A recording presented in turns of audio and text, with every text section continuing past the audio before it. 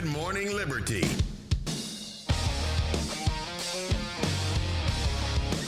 Well, what is up, all of our liberty-loving friends? This is another fantastic episode of Good Morning Liberty. My name is Nate Thurston. Across from me is Mr. Charles Carhartt Thompson, coming at you on a beautiful Monday morning here in Nashville, Tennessee. How's it going today, Chuck? Yeah, man. Put my dip in. Got your Carhartts on? Just put my dip in. Got your dip in. All right. Ready for this shave, man. Oh, hope everyone had a great weekend. It was Mother's Day weekend, so hopefully, if you got a mom, you spent time with her. You know, if you don't, I'm sorry about that, but it was a good weekend. Sorry to bring it down a notch, there, but it was a great weekend. Had a good time. Sounds like someone's at the door again. Yeah, your dogs are barking out there. So we've got way too many things to talk about today from what happened over the weekend. There were so many things. We've got the alleged trade deal with China. I'll tell you why I just said alleged before I said trade deal with China. We've got Trump's new executive order on prescription drug costs, which we watched the press conference for this morning. Then there were other things that popped up over the weekend that we're not going to get to really today. We might a little bit, but Qatar, I guess, maybe giving Trump / the Department of Defense and then Trump a $400 million plane to use as Air Force One, which first off, I would question. I would be scared, kind of. Whether or not it flies. Gives you an Air Force One. That's kind of scary. I was thinking about that, though. They're going to test it, obviously. Yeah. Oh, they will. They'll do I never really bring it up, but my uncle flew Air Force Two under Reagan, so he flew H.W. Bush around, and I was sitting talking with him one time, and the stuff they do, they're going to take this plane completely apart, and then they're going to reassemble it piece by piece. It's going to be, even if they accept this plane, it's going to be a year or so or more before they're even going to use it, and then they're going to get a replica of that plane. Won't be replicated on the inside, but on the outside, they'll make sure they have a replica of this plane. I don't know if that's all public now. I'm sure it is. Surely everyone knows that, but there's he flew Air Force Two, and then there was a dummy Air Force Two that they would also take off at different times to try and confuse people. Mm-hmm. And they do that clearly for Air Force One also. And so they'll get a replica of that. Then one there's as well. one backing that one up. Yeah. Got a whole team of planes backing those planes up. There's the ICE thing that happened over the weekend. A mayor getting arrested.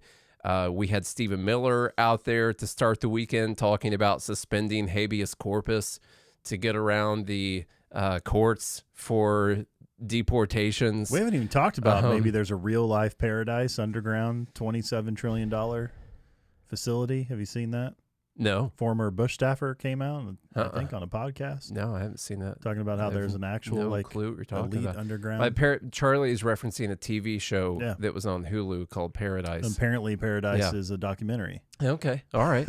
I would recommend the TV show, by the way. It was really good. Yeah. Surprisingly, really good show. Next season's supposed to come out anyway, pretty soon. There's so many things that we need to talk about, which is why we're going to start talking about some of them and see where we get. Yeah. Okay, the first thing we're going to brush over is the supposed trade deal that we got with China.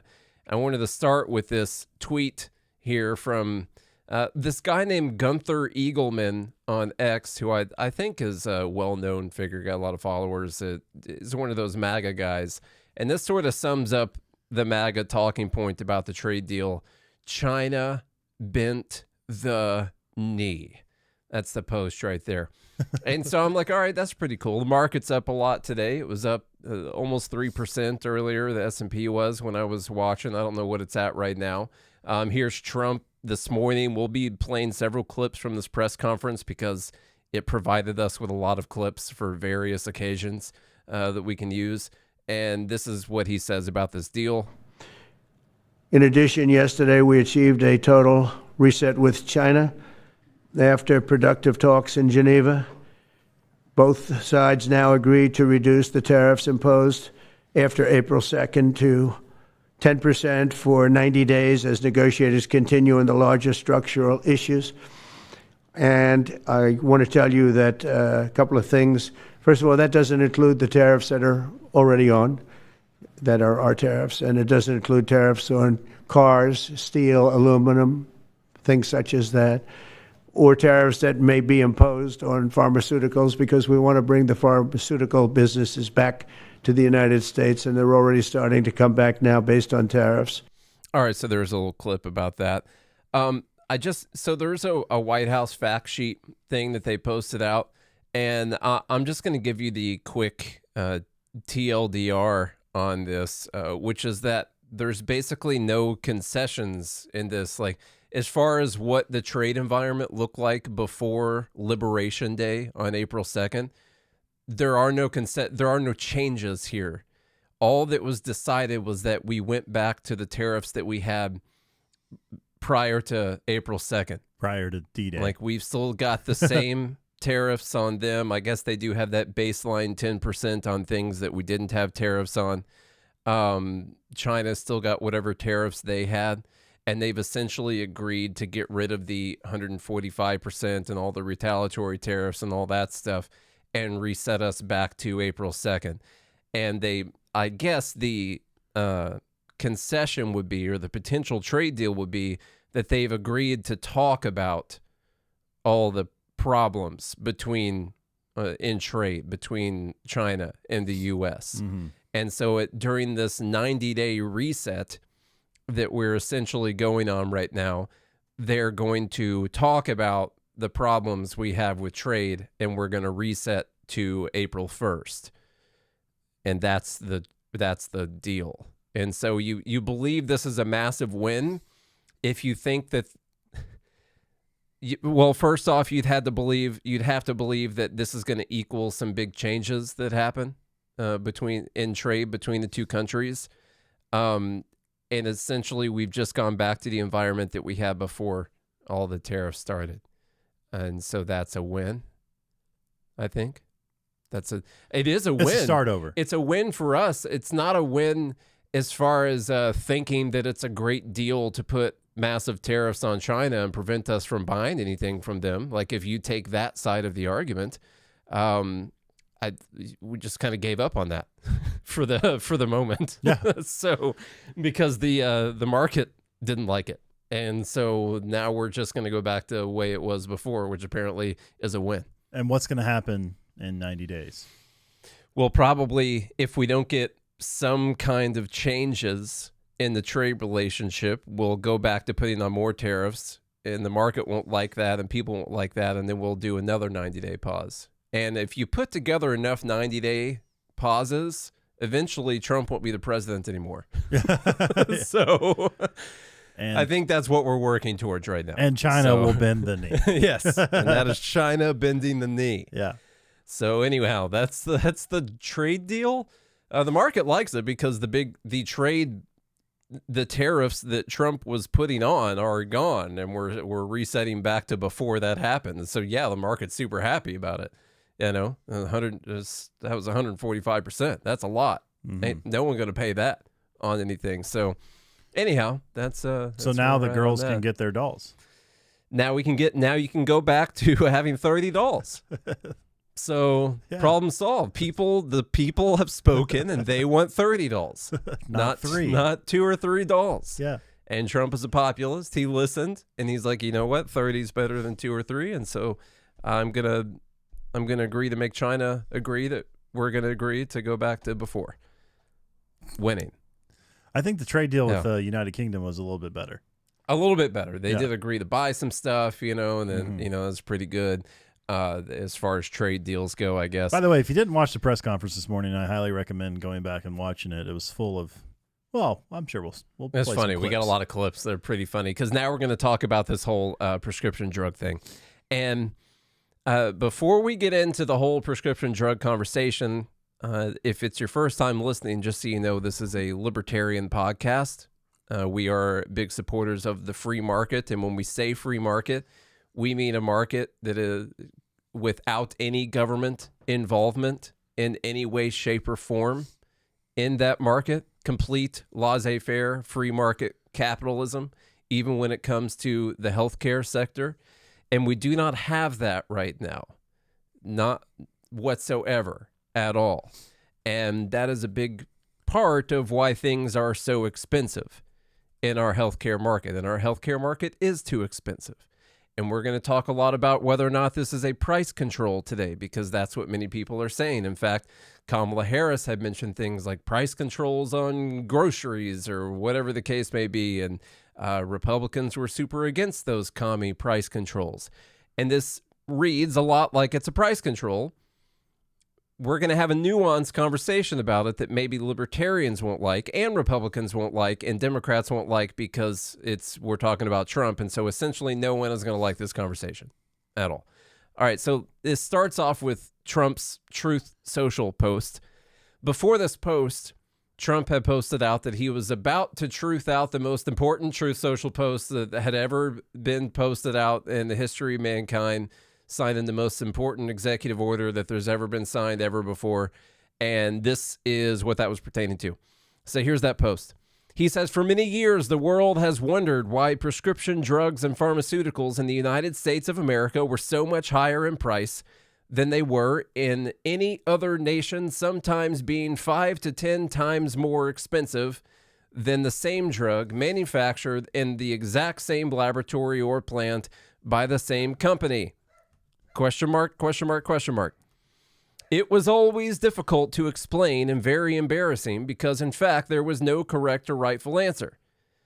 The pharmaceutical drug companies would say for years that it was research and development costs and that all these costs were and would be for no reason whatsoever borne by the suckers of America alone.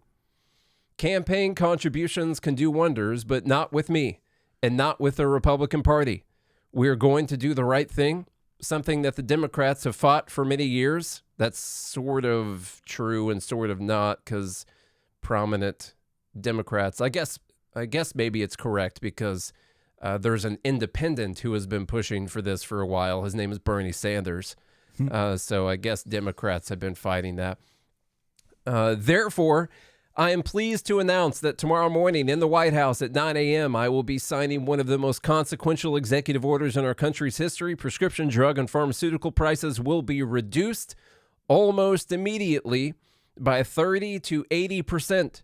They will rise throughout the world in order to equalize, a word that Trump just came up with, for the first time in many years, bring fairness to America. I will be instituting a most favored nations policy whereby the United States will pay the same price as the nation that pays the lowest price anywhere in the world. Our country will finally be treated fairly, and our citizens' health care costs will be reduced by numbers never even thought of before. Never thought of those numbers. No one's ever even thought of reductions like this. Additionally, on top of everything else, the United States will save trillions of dollars. Thank you for your attention to this matter. Make America great again. So, I'm not exactly opposed to the cost of prescription drugs coming down. I doubt you are either. In fact, I think most people would like the cost of prescription drugs to come down. I just had a prescription a couple weeks ago that I decided not to fill because my insurance company didn't cover it, and paying for that drug outright for 1 month. It's $300, and I was like, I'll just keep this bump on my eye instead. That's fine. And then a couple months before that, they ripped me another one, and didn't get that because it was also about $300. And you have insurance. And I have insurance. I have good insurance. My wife works for a healthcare company. We have, like family plan healthcare insurance for people who work for a healthcare company.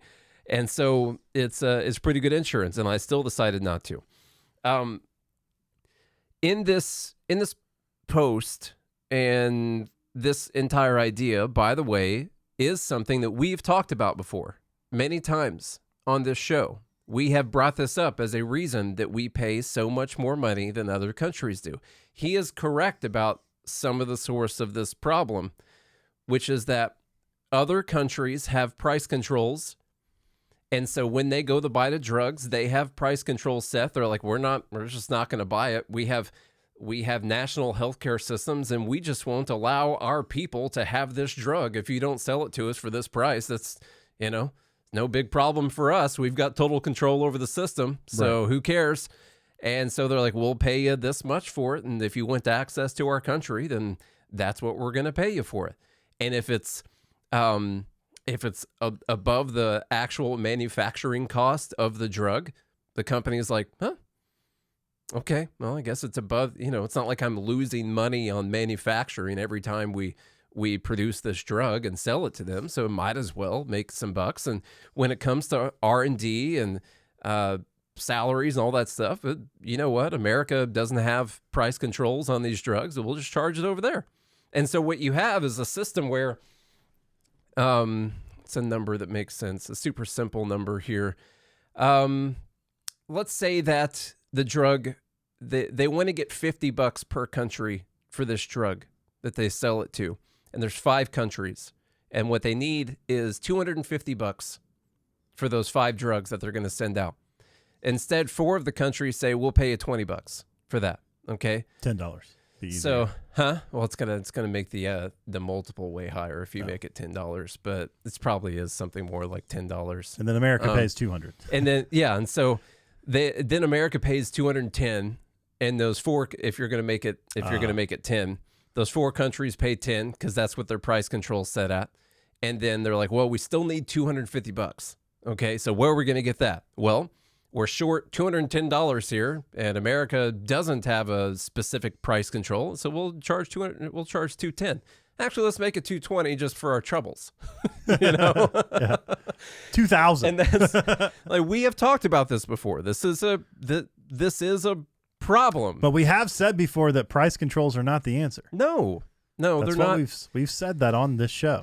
When other politicians have said something like this, like Bernie Sanders and others, Elizabeth Warren, Chief Warren, the answer is not price control. Yeah. It can't be price control. Well, it's not. And to be honest, to respond to something in the group, like whether or not it's R&D or whatever the case may be. Because what happens? You have to ask yourself, what happens if the drug companies are like, nah, the juice ain't worth the squeeze. Yeah. We're just not going to make the drugs anymore. Yeah. Then what do you do? Oh, my grandmother can't get her cancer, saving treatment. They detected it early. She did her job. She got it detected early. Mm-hmm. And she has a 99% survival rate if she's able to take this drug. But those greedy pharmaceutical companies just took it off the shelves. Then you have no option. Yeah. And what is your life worth? It should be worth a lot. Honestly, your life should be worth more than your house. I get it. I do get it. I understand that this is not fair, but I don't know. I learned a long time ago, life isn't fair. Yeah, I mean, you're talking about things that if they hadn't been invented, you would just die. Like that's what would happen, and you've got no right to them existing. And the natural state is that this would happen to you and then you would just die. So, now we're talking about whether or not things should cost a lot of money. And we've talked about that plenty of times in the past as well.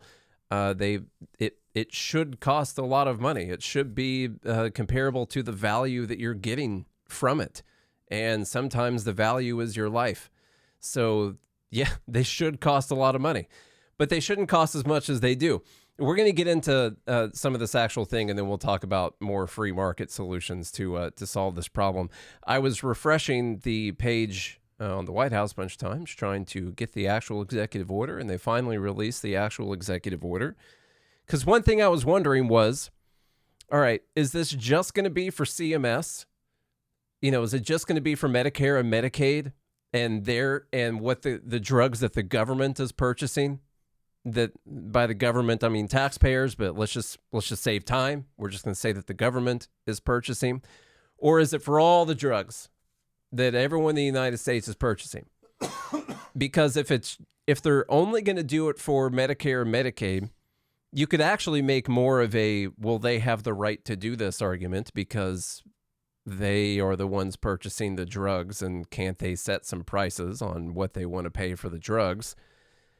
I know we're getting outside of libertarian bounds here, okay? They're collectively stealing money from a bunch of people, and then they have a big pool of stolen money, and then they become one of the biggest purchasers of a product, and then they use that power to dictate to the companies how much they're going to pay for something. That's also not a free market. Okay. Well, that happens in healthcare anyway. Yeah. Yeah. Well, they still pull money together. They still set the precedent. Yeah, on what they do.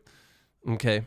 I will say commercial payers pay around 100% more than the Medicare rate. Per DRG. So my question was, are they going to do it just for CMS, just for what the government is purchasing, or for private insurers, for private patients as well? And it looks like it's going to be for all patients in the U.S. as well. If it was just going to be for CMS, then we would have a problem, because they would just get that money back from the private payers in our own market. They wouldn't even have to negotiate too much with these other countries. They would just charge more to the private insurers and to private payers.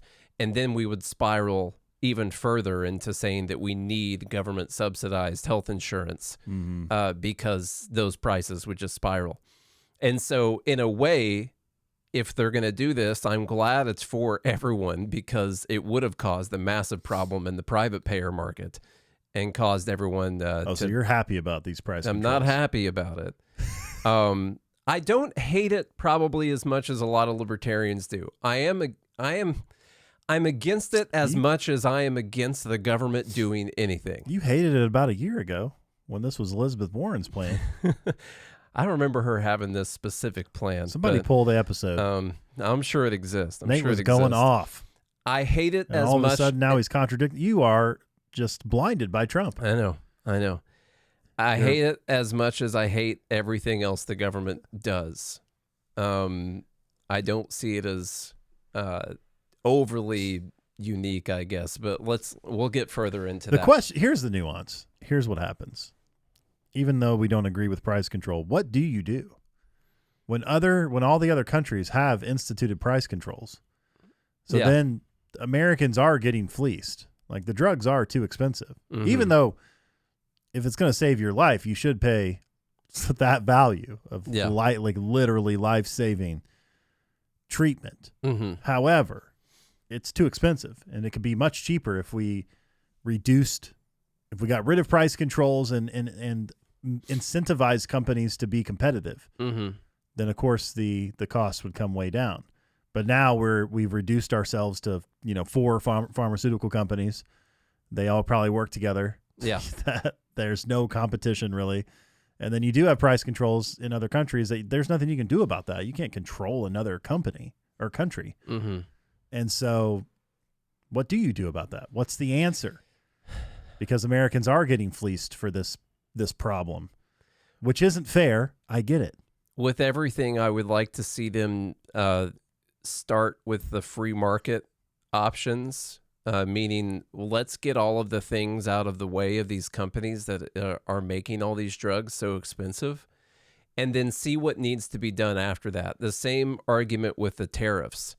We could talk about tariffs and stuff, but what about addressing the root cause of the problem first? Like, why things are so expensive. The fact that other countries have price controls is part of it, but if they're just selling at cost or barely above cost to these other countries, well, then make the argument easy. Just get the other countries out of the way. Let's just not sell to any of them. If they're just selling at cost to those other countries, let's just not sell to any of them. Okay, let's act like that's not happening at all. And then we're still just left, if they're selling at cost to the other countries, then we're still just left with what's wrong with the healthcare market in the United States. Why are these things so expensive? And I would like for them to start by addressing those issues and then see what the problem is after the fact. And then we'll talk about whether or not we need government solutions to problems that the government created in the first place, which is what we're getting right now. Here's the executive order. The United States has less than 5% of the world's population and yet funds around 3/4 of global pharmaceutical profits. This egregious imbalance is orchestrated through a purposeful scheme in which drug manufacturers deeply discount their products to access foreign markets and subsidize that decrease through enormously high prices in the United States. That is mostly true. those numbers, like we have 5% of the world's population, but we have 3/4 of global pharmaceutical profits. You would also have to see how overly medicated we are compared to the rest of the world's population. You would need to get like a per capita number on how many medications we take, how many people are obese, mostly how many people we're have fatter. diabetes, stuff like that. Yeah. And so it's not purely because of this imbalance between the countries and their price controls. There are also some adjustments that need to be made for the fact that we are so much more unhealthy than everywhere else. In it is entire interesting. world. We're about 5% of the market, but we're the largest purchaser of pharmaceuticals. Yeah. That should be talked about a little bit. I guess that's something RFK is working on. I don't know. That's illegal, Nate. The United States for too long has turned its back on Americans who unwittingly sponsor both drug manufacturers and other countries. These entities today rely on price markups on American consumers, generous public subsidies for research and development, primarily through the National Institutes of Health, and robust public financing of prescription drug consumption through federal and state healthcare programs. Drug manufacturers... I didn't expect to stop on this so many times, but we do have like half of our healthcare getting paid for by governments in some way, shape, or form right now in the U.S. And what do we know about when the government comes in as a payer in a system? Price goes up. They're willing to pay more because it's the government, and they're not constrained by like what can an individual pay for something, because they just get to take money from people by force. And if you tell them that you can't do that, they'll give you someone to put up there as a victim who's going to be harmed by this, and they'll just spend more and more money on things. And so we are doing all this, but that is another factor that leads to these drugs costing so much, is having half of our healthcare paid for by state, local, federal government in some way. Drug manufacturers, rather than seeking to equalize evident price discrimination, agree to other countries' demands for low prices and simultaneously fight against the ability for public and private payers in the U.S. to negotiate the best prices for patients. The inflated prices in the U.S. fuel global innovation, while foreign health systems get a free ride. This abuse of Americans' generosity, who deserve low-cost pharmaceuticals on the same terms as other developed nations, must end. Americans will no longer be forced to pay almost 3 times more for the exact same medications, often made in the same factories. As the largest purchaser of pharmaceuticals, Americans should get the best deal. Let's see. Section and he 2. knows about deals. He's a deal maker. Americans should not be forced to subsidize low-cost prescription drugs and biologics in other developed countries and face overcharges for the same products in the U.S. Americans must therefore have access to the most favored nation price for these products.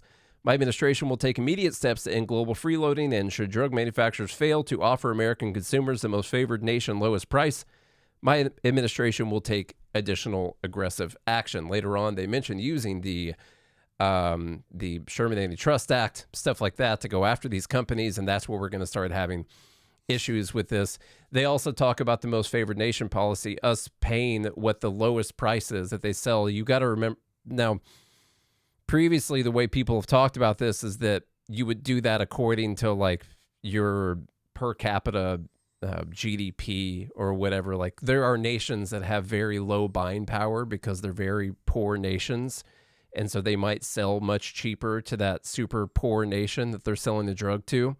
And you could make the argument like, well, should we be paying the same amount as what they're selling to Ghana or whatever? I don't know. Why are you that's a picking good on example. Ghana? I don't know.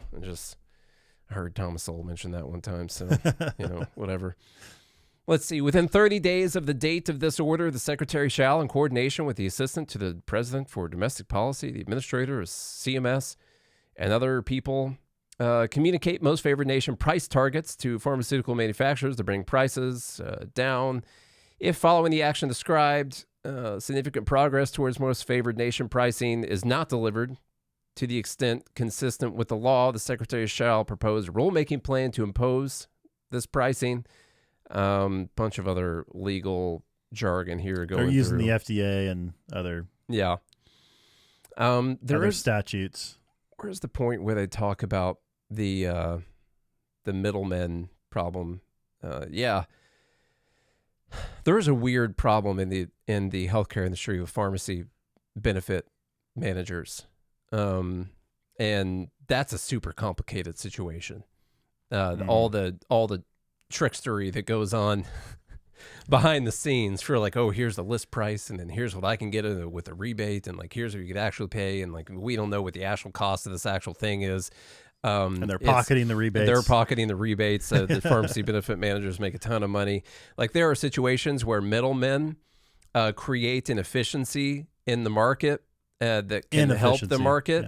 Yeah. In this case, it seems to be pretty inefficient. Like middlemen can be a good thing. You can't say like, well, my dad grows corn and then he sells it to a company that then sells it to someone else and be like, oh, no, that's stupid middleman stuff right there. My dad should take the corn to directly China. To the farmer's market. Yeah, anyone in between the process is just someone adding cost onto the process. No, that's not always the case. They can be efficient.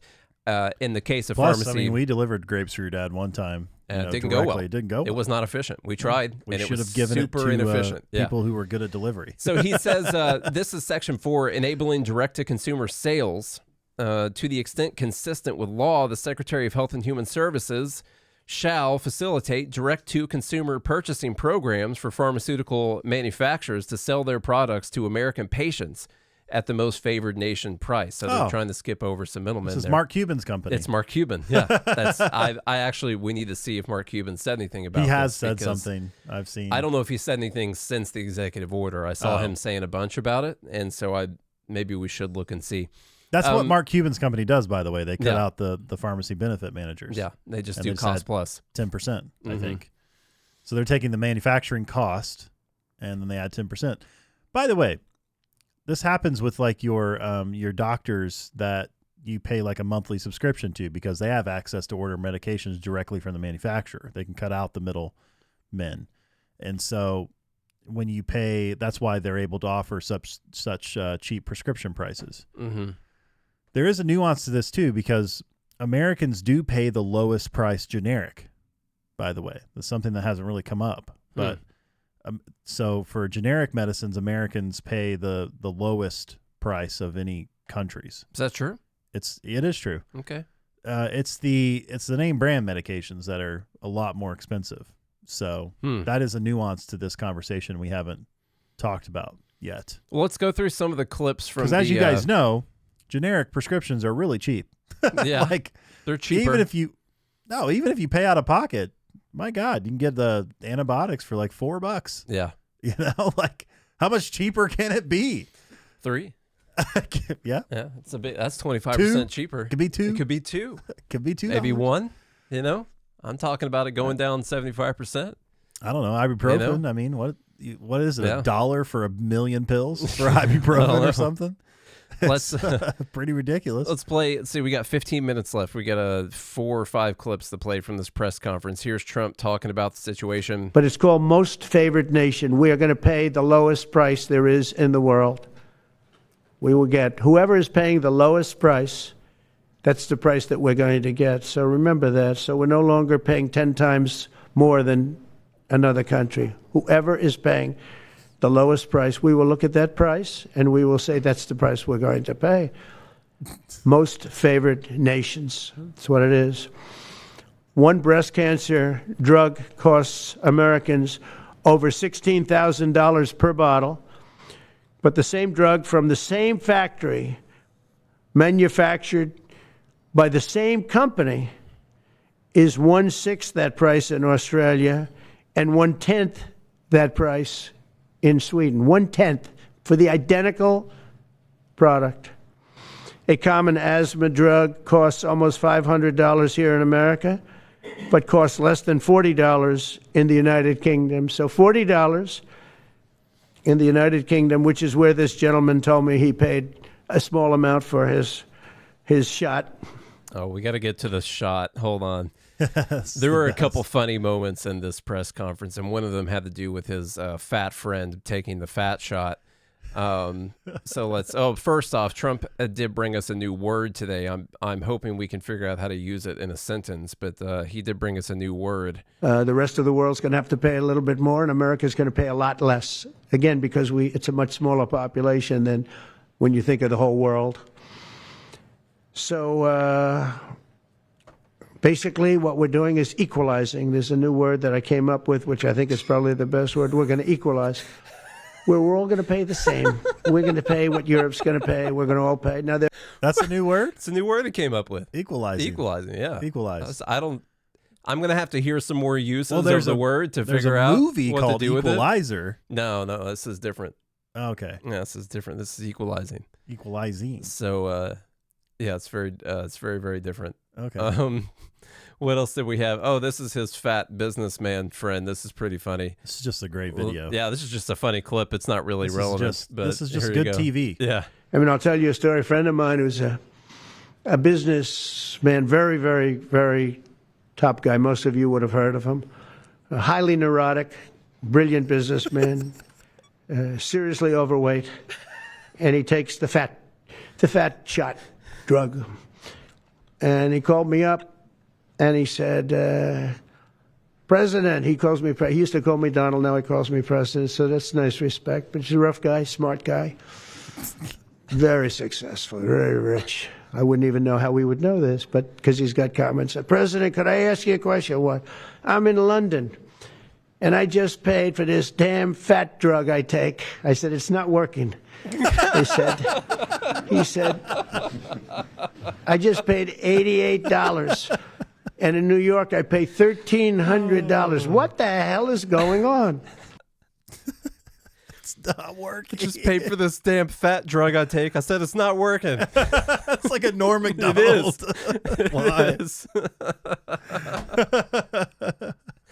Play that one more time. Oh, God. Not working. Not working. Let's get to that.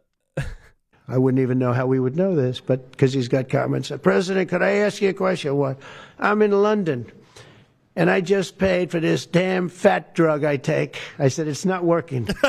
He said, you can hear the cackles in the. Oh, man. I said, it's not working. What else? We got another good clip from this, probably. Oh, my God. It's so good. Oh, this one's more serious. Let me get to one that's, where's the one where he berates the reporter? I guess this is one here. There was a little bit longer version. That's not it. Bear with me here, folks, for just 1 second here. Let me see if I got it. I guess the one that you said was more serious. Nah, well, this is the price controls one. We'll do the price controls one real quick. So they asked about the critique, about the criticism that this was a price control, and this is what he had to say about it. What is price controls? Say it. How do you respond to the fact that this? It's not price control. No. What was price control is before. If you want to talk about price control, is what they were doing. They were making us pay. They set a price, and they said, "Here's what we're going to pay, and anything else charge America." Because at that time they had a very stupid president, and it really went crazy during the last 4 years. So this isn't price control. Yeah, just to be clear, they're charging a price right now, and he's going to tell them that they have to charge a different price that is much lower, or they're going to get in trouble somehow. They're going to use antitrust, or they're going to use penalties, or whatever it is. Say what you will about this idea, this strategy, about the whole problem of these countries getting charged way less and then us having to pay for it. The fact of the matter is there is a price they are charging right now. The government's going to come in and tell them that they have to charge a much lower price. They're going to control it in a way that it is supposed to go down. So is it a price control? You tell me. There's just no way of knowing. There's no way of knowing if there is a price control. Trump says it's not. So one of the big dangers of this is something that just got brought up in the group, which is, isn't this just going to cause medication shortages? That is very possible. So whether or not this works, and I'm talking about this in practical terms, we're not doing libertarianism 101 right now or anything. Whether or not this works will be completely determined by the flexibility that these drug makers have in negotiating their price terms with the other countries, okay? Because if we're only going to pay by the way, this all has to go through courts and stuff. He tried this in 2020 and it didn't go through. If we're going to pay the lowest price that they're charging someone else, their natural thing that they're going to want to do, clearly, they got to raise their prices overseas. Okay? That's clearly what they're going to try to do. The question is whether or not they can do that.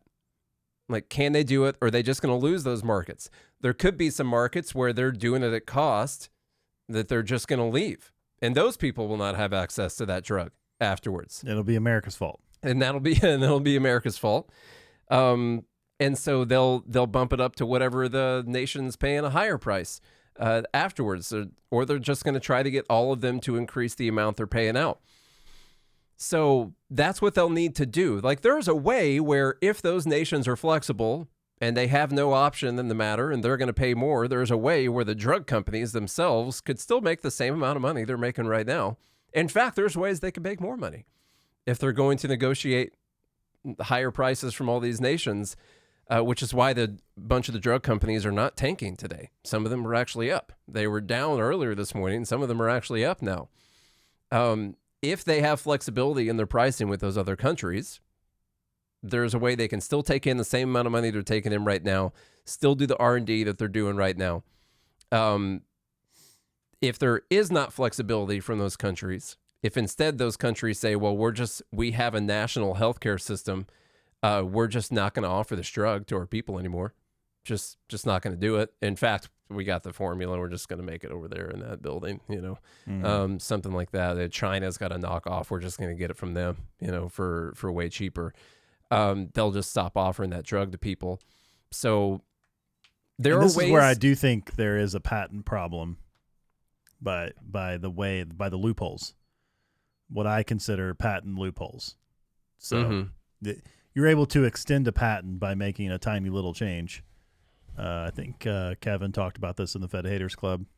Like, he knows a thing or two about medications, and that you're able to make like a little tiny change, either to just one molecule, a little different. And you're able to extend the patent, which to me, it's the same thing. Come on. Like, I think there should be a patent system for people. It should be limited. It should be limited to a certain amount of years, and then that's it afterwards, and that there should be clear things in place where if you just took it and you changed it by one little molecule, you don't extend it for another 25, 50 years or whatever that might be. That's clearly just gaming the system. So I can believe in patents and trademarks and IP laws and stuff like that, and also understand that whole system has been gamed, but I think we can't get into IP right now. There's just no. We just don't have time. Possible way for us to do it. This isn't Bed Bath and Beyond. It's not possible for us to do this. So here's a couple easy free market arguments for you. We'll clearly have to talk about this early tomorrow morning. Oh, you even said that the gaming of the patent system. Yeah, I did. Ended. I did. I was talking to someone on X about this. There are free market solutions, as I said earlier.